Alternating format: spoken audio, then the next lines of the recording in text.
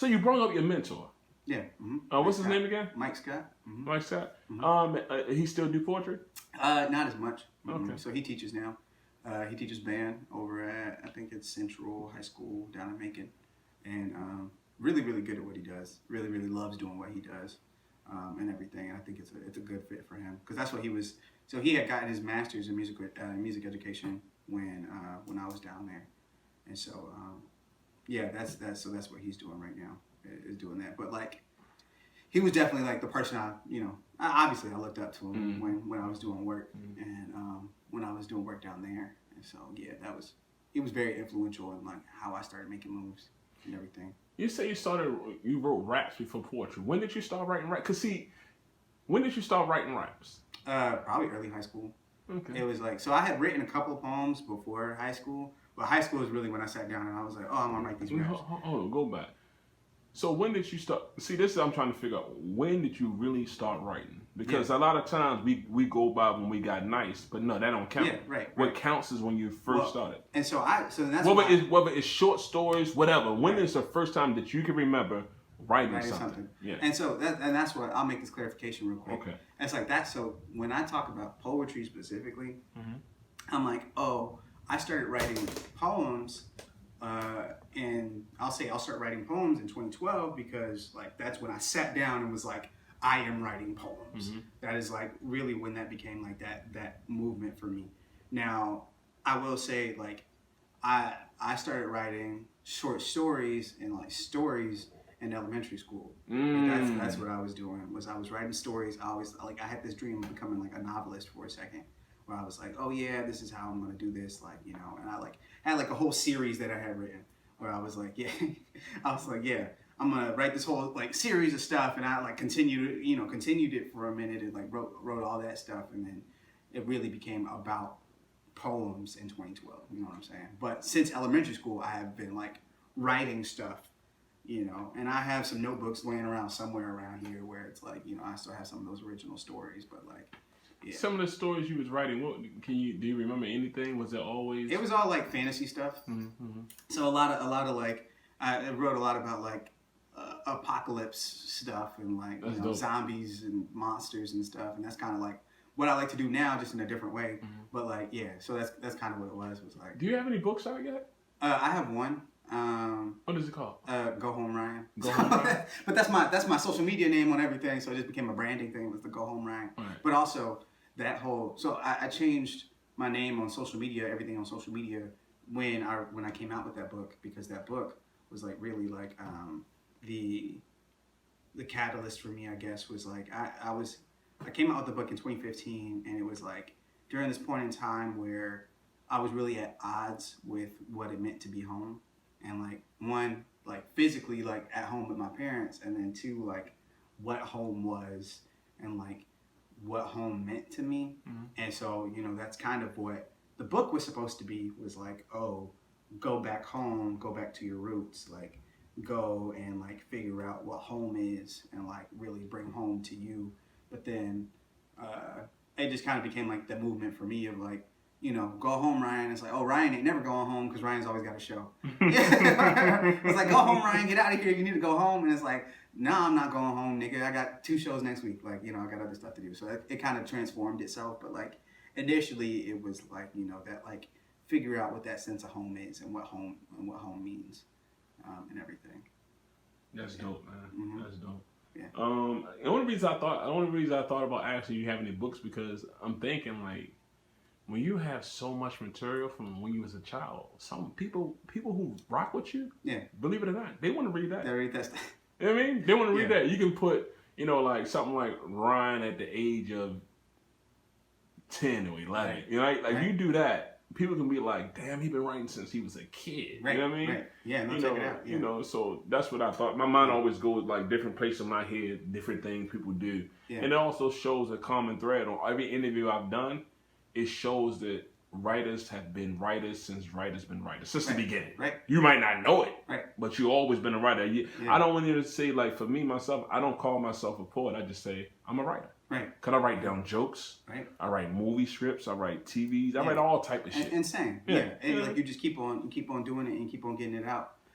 the reason I say I'm a poet is because I'm not. I consider myself a professional poet, and I wouldn't necessarily say I am a professional screenwriter, right, or I'm a professional novelist or whatever. But it's only because you didn't put your energy into it. And that's true. And I'm not. And I'll agree with you 110% on that. It's like if any of us were to say like, okay, I'm going to sit down and put a concerted effort towards, putting out a book. Cool, we're novelists now. You know what I'm saying? Right. I can put poet and novelist on my stuff now. Because that's what it is. It just takes putting that effort towards it. And I mean, for a minute, I thought I was going to be putting some effort towards the short story stuff because that's what I was really doing heavy. And then it became the poems. Right. And that's like really what I like doing 3 poems a day. Like, you know what I'm saying? Like that was putting the effort towards that. If I was doing 3 short stories a day or 3 short stories a month, whatever. I don't. Who's to say where I would be right now on the short stories? If there's a short story circuit or publishing. It is. Yeah. Doing that. I read Alex Bowman. He had a series of short stories. I read his book. I read a whole bunch of different people. Yeah. Right. Yeah. And so it becomes that. Yeah. And not just that. Who's to say you won't come back to that in 5-10 years from now? Yeah, That's the thing. When you write and you keep your shit. Like, I got stuff that I wrote since I was a kid, and then when I'm a grown man, it's like, all right, I can, because if it's classic, it's classic. Right. It don't make a difference when you put it out. Exactly. Yeah. Mm-hmm. What's the greatest compliment you ever had from a fan? So, funny enough, right, I feel like it all boils down to the same thing, so I've had a couple people say this thing, but, like, it was wild. This is yesterday. I was at this, have you ever heard of NACA? Yeah. Yeah. So I was at NACA yesterday performing, and I was doing their showcase, and I was nervous, right? Super, super duper nervous. Just like out of my mind nervous. Really thought I was about to throw up on stage. And because, it's like, this is a big deal. If I do this right, this is like, could be the opening the door for like money, right? And I'm about to get out on stage. I'm standing behind the curtain. I got about 5 minutes before I'm about to get out. And this kid who is one of the stage hands comes up to me, and he's like, "Yo, bro," he was like, I just realized we met exactly 1 year ago." And I was like, "What do you mean?" And he goes, "You did a show in Charlotte, North Carolina, and you performed, and I heard your words, bro, and they were like just like super impactful. It was like they just meant so much to me, and like you're so good. You really just like put in the work, and I really just like hope to see you succeed, because like." He's like, man, like anytime I hear any of y'all do poems, because like the people in Charlotte are wild, crazy, are really, really dope folk, and really, really good at doing poems. But he's like, anytime I hear y'all do poems, man, and just to be like grouped with that folk really made me happy too. But he's like, yeah, anytime I hear y'all do poems, I'm just like astounded. It really makes me want to write, and really makes me want to like just like commit myself to doing that and everything. And like that was just like in that moment was like the best thing I could have heard, right? Because I'm sitting here super nervous, like, well, what if they don't like me, and what if I get out here and I mess up, and then like hear somebody be like, listen, I remember you from a year ago. Like, it's just like crazy to me. And that's the thing, right? Well, because we shook hands beforehand, and he didn't say anything to me because he didn't recognize who I was. But then I got on sound check, and I start like practicing real quick, and he's like, I recognized your voice. And then the nose ring helped too, but he's like, I heard your voice, and I was like, wait, I think I know that voice. And so for somebody to be like, I recognize your voice and like your words is like just insane to me, right? It's like I resonated with you that much to where like even if you don't recognize me immediately, but it like jogs your memory to back when you met me. And he showed me this picture that we took together. I don't remember taking that picture, dude. Most definitely. Were you out there? Yeah. A week be a day. Yeah. Oh yeah. Like at that point, like faces. I try to remember faces if I can, but like at that point, I'm meeting so many people. I know. It's like, and I hate that, right? It's like I know because it make you feel like you're not human, yeah. or I understand. It's like I want to be able to recognize people, but it's like And so, trying to remember those damn poems. Right. You know what I'm saying?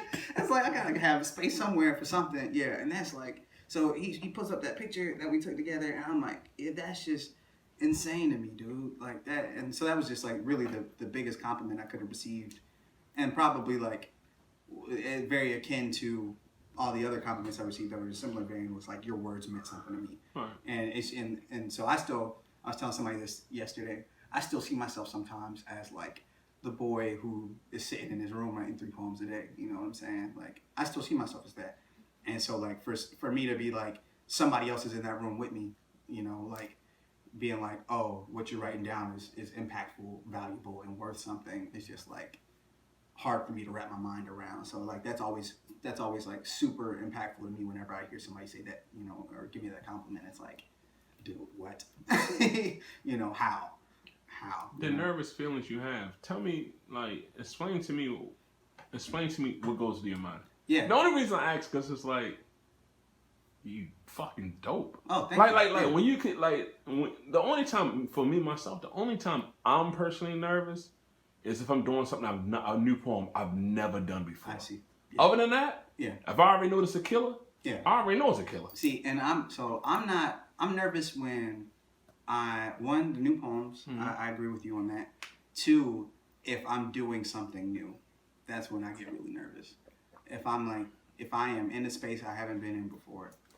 Or like, and that doesn't even mean like I'm on tour at an open mic doing a set. I'm not nervous about that because I've been at open mics before. I featured at open mics. I know what that's like. Even if it's bad, I know what that's like and I know what's coming. Whereas like if I'm at NACA, for example, or if I'm at, I had a thing with the Georgia Film Festival last week. If I'm at the Georgia Film Festival, or if I'm at like, you know, TEDx, I had a TEDx thing. I'm at TEDx. I've never been in these spaces. I don't know what this is like. This is new to me. Right. And so because this is new to me, I'm nervous. You know what I'm saying? I can see me being nervous at TEDx. I know. Yeah, because dude, we were at the Rialto. And there's like, you know, granted, I was at the end of the day. So, you know, there's probably somewhere to the magnitude of like, probably 200, probably about 200 people in the audience. You know what I'm saying? Because most of the people had gone home at that point. Because I think probably at the beginning of the day, there were like 600 people. And we did it might have been more than that. And we did a little opener in the lobby. So people heard us then. But then at the end of the day, there were probably about 200 people left. But even then, it's like, I'm at the Rialto on this huge stage, you know. And they got me on this spot. They're filming me. And they're telling me they're broadcasting it across the world. And, you know, and then they got the little timer in the back and everything. I'm like, where am I? This is heavily produced. You know, this is new to me. And then like, it's not new. Yeah, it's not new to you. I'm gonna tell you why it's not new to you. You prepped and planned, and true. This is the shit you done worked for. True. All these years since 2012. Oh yeah. Oh, well, since you've been doing little short stories, since you've been prepping 3 times a day. This is this is your moment. Right. And I agree with you on that.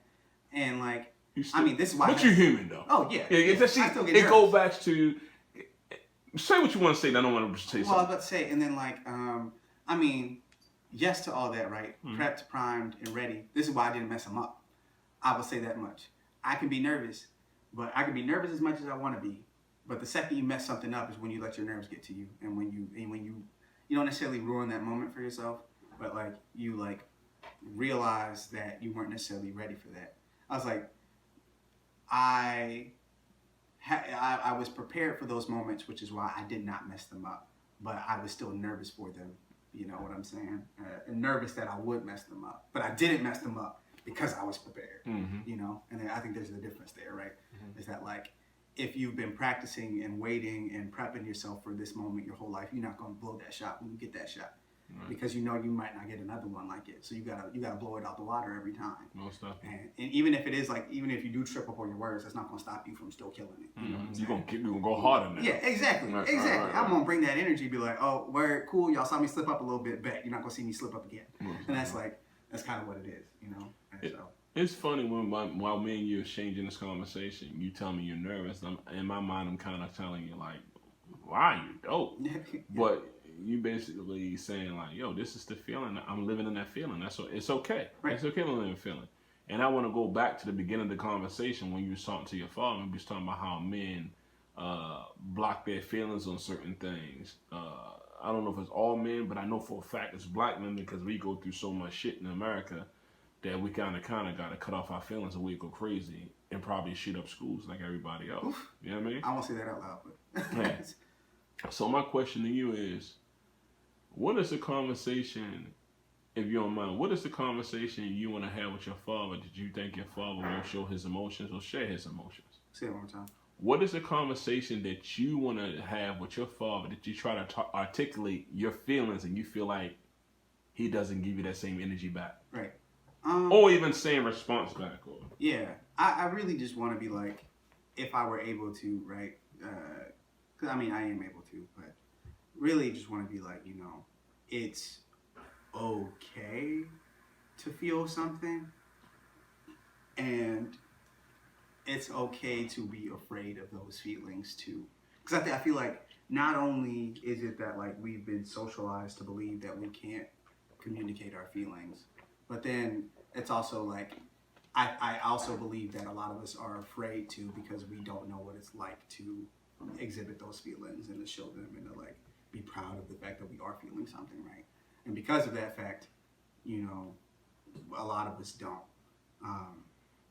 But I really want to be like, it is okay to be out here and to feel everything in that moment, and to not be ashamed of the fact that you're feeling everything, and to also not be ashamed to admit that you're afraid of feeling what you're feeling, and like I feel like it helps you be a better communicator when you're able to feel things and when you're able to exhibit the fact that you're feeling something. I agree. And to like share your feelings with people, which is why I think poetry is so important, because it's like, for a lot of people who aren't able to share those feelings, it's like that becomes like a way to do that. It's like, oh, I can be sensitive on stage, and I may not be able to be sensitive in the rest of my life, but like this is an opportunity for me to be sensitive in front of people and have them not judge me for it, because they may think it's a performance and it can be very much the real you, but like that's like what the part of it is, you know what I'm saying?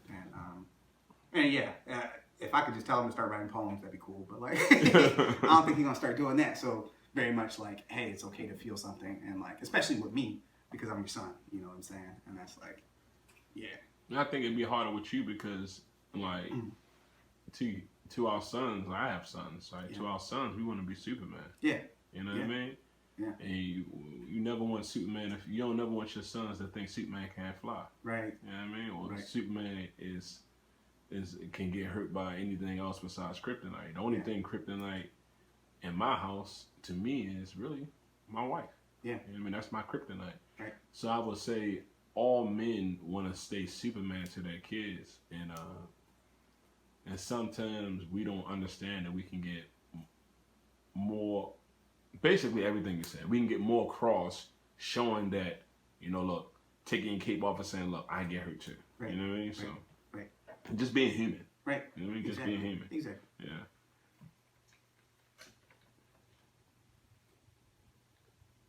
So when you try, let me ask you this: have you ever tried? Just two things I want to ask, and I'll ask you more poetry questions. So one, have you? Because the thing that I've learned.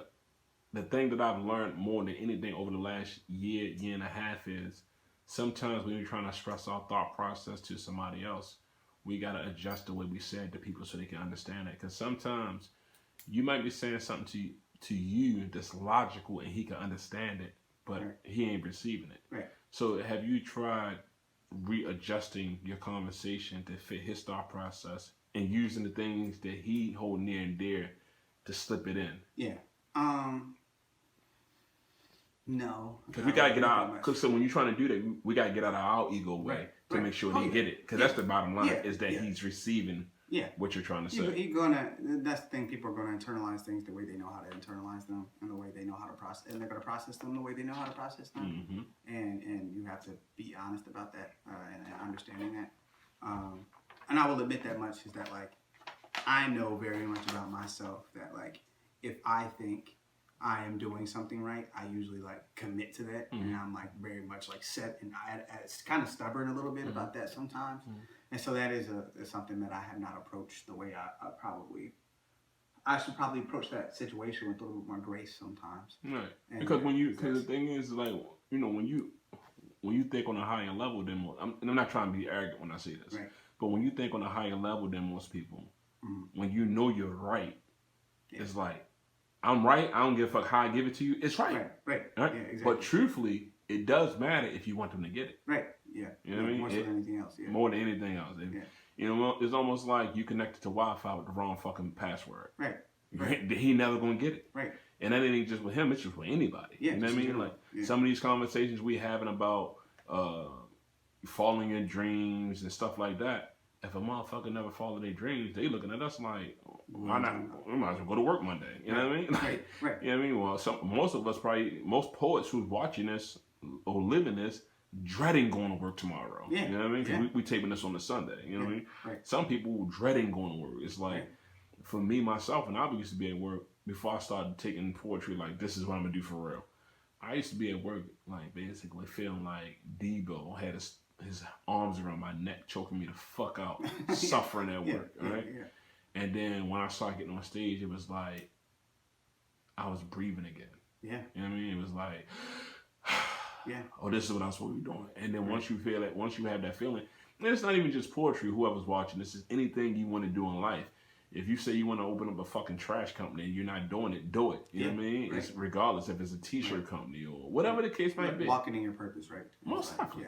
Yeah. Once you recognize what your purpose is, it's easier to operate and to breathe and not feel like you're being inhibited by whatever's going on in your life. Yeah. When the last time you seen somebody on stage and you said, "Damn, I wish I wrote that"? Oh man. You know that feeling? Yeah. And so lately it hasn't been full poem. Let me take that back. I was about to say lately it hasn't been full poems. Lately it's been pieces of poems. There have been a lot of like pieces of poems that have been like, dang, I wish I had like thought of that concept first, rather than like the full poem. Mm-hmm. But I will say the person that happens to me with the most, that has been happening with me the most lately, has been Adon Beam. Mm-hmm. Oh yeah, he a beast. Oh man, and the thing is, he operates in a lane that I don't, and so it's very much like, okay, where like, you know, I have to recognize that we operate in two different lanes. He's still the homie. We have written a piece together, and I'm very grateful to have that piece exist. You know, the fact that we were able to do that together. But I also have to recognize that, like, yeah, like, the dude's dope, and he writes stuff that like gets people on board in a way that I have not seen people been able to do on like a regular basis. Mm-hmm. Like everything he has written, I think, has been able to draw people in, captivate them, and like give them an experience. And that's something that like really astonishes me. And then there have been like a couple of poems that I've seen some youth write that have been like just like really innovative, funny, and just really like new. And like I think that's something that like I feel like I've been missing from poetry a lot lately. Has been like that newness of like, oh man, like you said, like feeling like, dang, because that's like once you get to a certain point, and once you think you're good, you start like you recognize good poems and good work when you hear it. But it's like, okay, I've got something that matches that, right? Yes. I got something that matches that, and like, so I'm not necessarily impressed. Like, I like that you wrote that, and I think it is good, and I will acknowledge that it's good, and I won't take that away from you because everybody deserves to have their stuff acknowledged like that. But like, I am not necessarily impressed by that because it is like, because I know I can write something similar, you know, and I have something similar. Right. So I'm not going, you know, but it's like the second you hear something that's like, like I think Adon has consistently put out some work that I've been like, okay, this is like stuff that I know I can't do. Who's your top five? I can't do that. Give me 10. Oh man, I don't think I have them on. I got one better. Give me your top 10 features. Who is your top people who you've seen features? Because to me, one poem here and there, that's one thing. If I see a set, that's when I know, like, oh shit. Yeah, this is crazy. Yeah. You can give me 5 if you don't want. Yeah, if I can think of 5 right now. I think that's why I'm saying I can't give it to you. Okay, I can think of it because there's a lot of dope people. I think. So I will say. I won't give you my top favorite 5, but I will give you the most memorable 5. Okay, all right, that's good. And I think that says a lot. There was this guy out of Texas. His name is Bill Moran. Mm-hmm. I was at this festival, and he put together this set, and he had like 20 minutes to put together this set.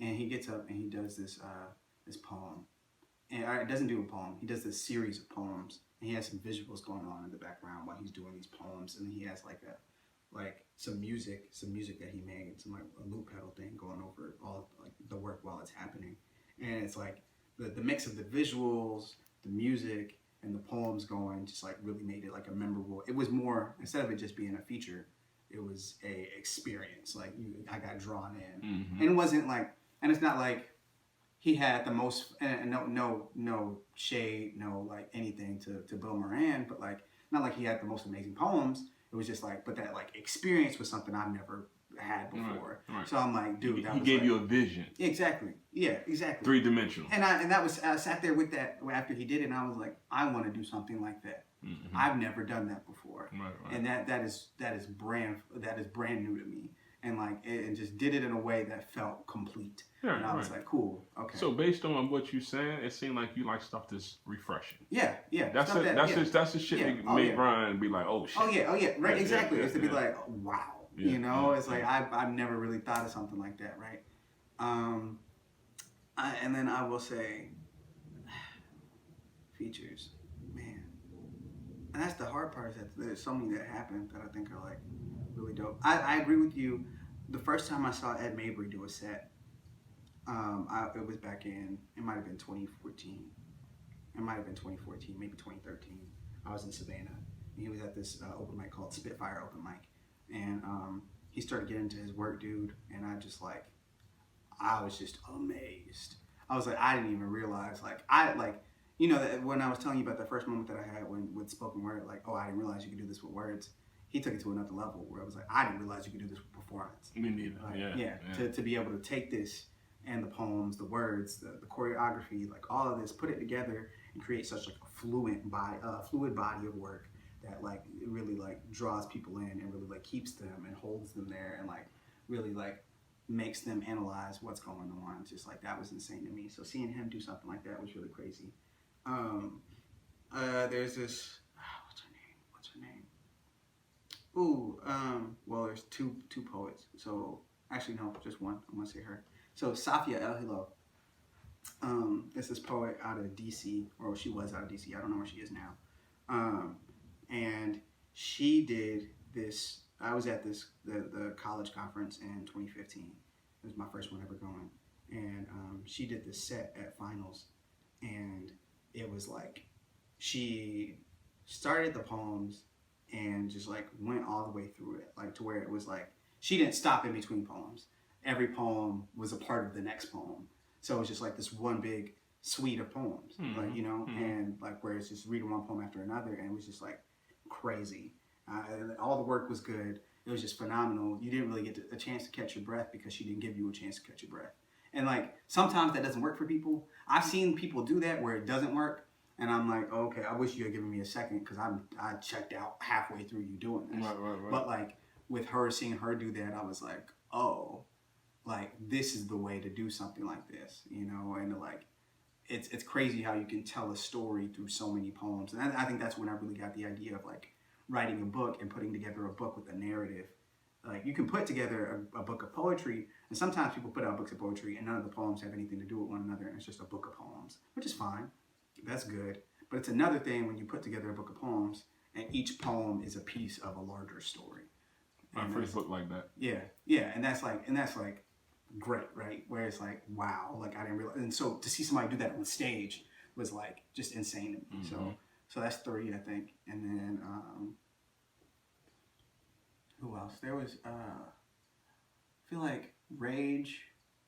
So I forget Rage's last name, or Rage's the stage last name, whatever. Rage is out of, where is he out? He's out of Baltimore, I think. And he came down and did a set at Java that was really, really good. Just like the energy he brought to the space was just like pretty insane. And then this last guy, I wouldn't even say it was a set. I don't think it was a set. It's just every time I see a piece of his work, I think I could piece together a set for him that I would like to see. And I think this is how impactful it was. All his work is to me. Jay Ward, if you ever heard of Jay Ward, he's out of Charlotte, North Carolina. I just like, that's how I feel about his work. Whenever I hear him do poems, I don't think I've ever seen a full set of his poems, but I don't think I ever need to see a full set of his poems because I would melt. Like, you know what I'm saying? Like, I would completely explode. Because, like, this dude, every poem he does is just mind-blowingly just, like, insane. I mean, so that's another, not just Adon and Jay Ward. Just like, I gotta work for years to even get to the point where I can, like, write like you write. And I think I'm good. So, like, I don't. Yeah, you know what you're doing? You're doing what I do. But basically, I look at people like, You got monsters, you got killers, and then you got aliens. Yeah. And when you get to an alien level, it's like they write more so like Kendrick, Lupe, that stuff. level. Black Thought, that level, that alien, Pharaoh Monch, like that alien type level writing. And we might get there sometimes with our pen, but some people live in that shit. Right. Yeah, and that's Jay. Jay lives in that space, and I'm like, I don't understand how you sit down and you think of the stuff you think of. Mm-hmm. Like the fact that you're able to sit down and think of that stuff is crazy to me. And granted, I will say this much: not everybody will have the same taste that I will. So not everybody will feel the same way that I feel about certain people. But like, I just know, particularly for me, that's like how I feel about that. Yeah. What's something I didn't ask you that you want the world to know? What's something I didn't ask you that you want the world to know? Man, so you were asking me earlier about the school stuff. I was telling you I was going back to school. And so it was 2018, and I was at the National Poetry Slam out in Chicago. And the team from Baltimore gets up and they do this poem where they talk about how poetry shouldn't be the end goal, and how doing poems shouldn't be the end goal. It should be doing the work that should be the end goal, and that like we can say as much as we want to say with our poems, and we can touch as many people as we want to touch with our poems, but the goal of doing poetry like should not only be doing the poetry, it should be doing the work and actually putting some action behind the words. And creating, like, you can be an activist by doing poems, but it's another thing to be an activist by doing poems and doing XYZ things that make, to go on to protest, performing, organizing things, basically putting your money where your mouth is, right? Putting your resources, your time, and your efforts into the causes you believe in, and everything. And so I realized back in 2018 when I heard that poem that like for so long I've been calling myself an activist because I was doing these poems that are politically based in spaces that are not politically based. I've been performing for these like predominantly white audiences and bringing them ideas and challenging their ideologies. But like, what am I doing outside of that? And I sat there and I thought about that, and I was like, well, the answer, if I can't come up with the answer, then the answer is like nothing, And so I ultimately decided like, well, if I'm going to be talking about doing the work, I need to be doing the work too. And so that's part of why I want to go back to, why I'm in school and going back to school now. So like, it's like I can put my time, my effort, and my resources behind the words and be like, okay, you know what? Doing the poems isn't enough. I gotta be doing stuff outside the poems, making, pushing movements outside the poems. So I'm hoping like, even if it like, so I'm going back to school for public administration, which is like working in government, stuff like that. So like, if it's possible whatsoever, I want to be involved with like pushing policies or like analyzing policies or like, making policy or like something like, some sort of like affecting policy. So that way it's like, not only can I reach people through my words, but maybe I can reach them through laws, if that's at all possible, you know what I'm saying? Definitely. And I think that's important, Yeah, I gotta get down to it. Sorry. Oh, that's good. That's cool. Yeah. So yeah, that's kind of the last thing. Yeah.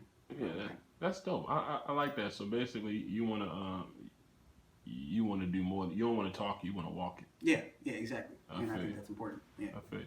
Yeah. But also, listen. I want to make sure I'm clear on this. Yeah. Yes, I do agree with what you're saying. Right. But while you out there doing the work verbally, you planting seeds in so many people's head. Right. So it's like once you keep planting seeds in people's head, you are doing the work. You're basically the Tupac effect. Basically, he said, I might not change the world, but I'll make sure I say something to make sure I affect somebody that can change the world. Right. So you are still doing the work. Right. So even while you out here and you trying to get your next degree, what is it going to be? A master's degree or what? Yeah, master's. Mm-hmm. When you get your next master's, just realize that while you're on that stage, you're still doing what you're supposed to do until you get to the next level of what you want to do. Right. Even believe it or not, even in this interview, you done said so many things that I'm sure it's a young poet out here or a young black man, or good person, period, right? looking at the video and saying, "Damn, I need to get on my shit." Right. Because you so good that they say you wrote 3 times a day. You know, it shows that you're dedicated. It shows that you know you're doing what you're supposed to do. Right. That's the easiest way I can put it. Right. Let me ask you this: if I said, I want you to teach a class on anything, what would you teach a class on? If I say, here go 20 minutes, just teach a class on anything, what would you teach a class on? Right now, I think it'll probably be environmental conservatism. Say it again? Environmental conservatism, like basically like renewable energy, sustainable energy, making sure that's like right now that's kind of where my head is. So I got my degree, my engineering degree was in environmental engineering.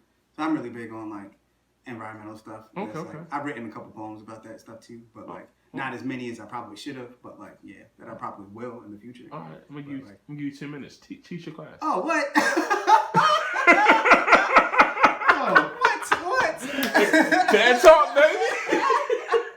Milk Talk. Oh no! LOL. That's funny. I think I'll give you. Or something else. I'll give you a couple points. Okay. I think what people don't realize when we think about like how we're living our lives now is that it's important to realize that like, and I feel like this is really cliche to say because everybody says it, is that like you're not going to be on this earth forever, right? At some point in time, it will be your time, and your time will be up, and you have to think about what world you're leaving behind for the people who will inherit this earth from you, right? And I think in that you have to recognize what you're doing now. Whatever you're doing now will affect what earth those people will inherit, right? So I think people don't think about the stuff that they're doing as being big enough to affect everybody else, but it's like if everybody's thinking that, if everybody's feeling that way, you know, you end up in this effect where it's like everybody's doing the same thing, so it eventually like amounts to this large, you know, action that everybody is doing that's affecting other people. So I think like people think that environmental conservatism and like and like sustainable living is hard or difficult, but it's like the small lifestyle changes are the things that will affect people the most. And it's like you think about like the diets that you're eating.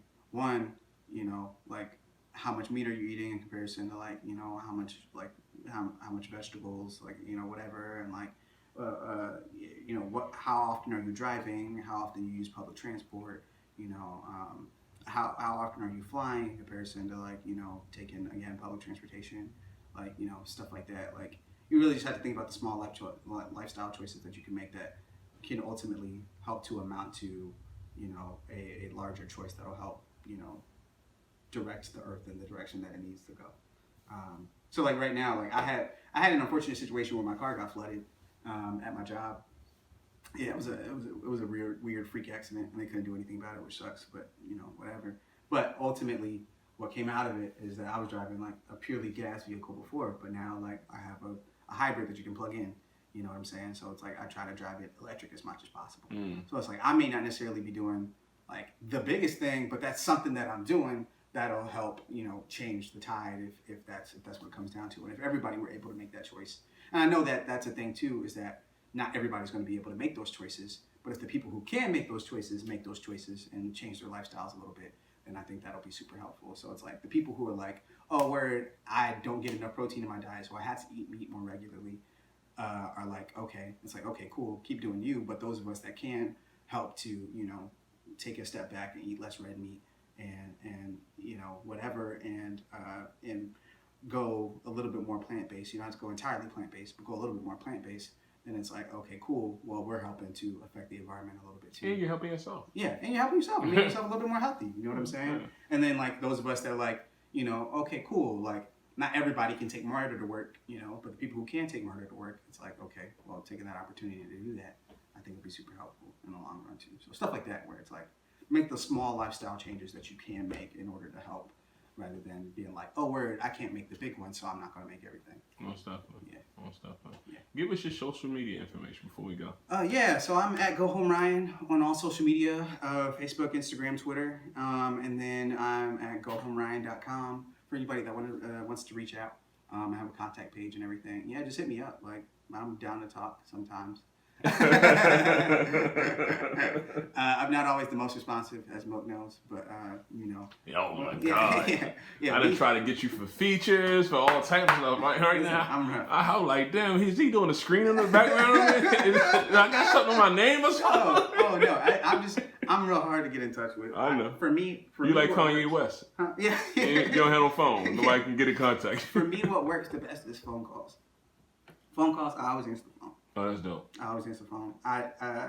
But text messages, DMs, I can't guarantee. You know what I'm saying? But like a phone call, I'll always answer the phone. Okay. And if there's ever a situation where I'm not answering the phone, I will call you back. All right. So just now, this is what I've been working on with some of my friends and family. Basically, you just gave me the cheat code to get to you. Right. That's the cheat code. Yeah. Right. Exactly. Yeah, it's like if you want to reach me for something, the best way to do it is to call me. Okay. Yeah. Okay.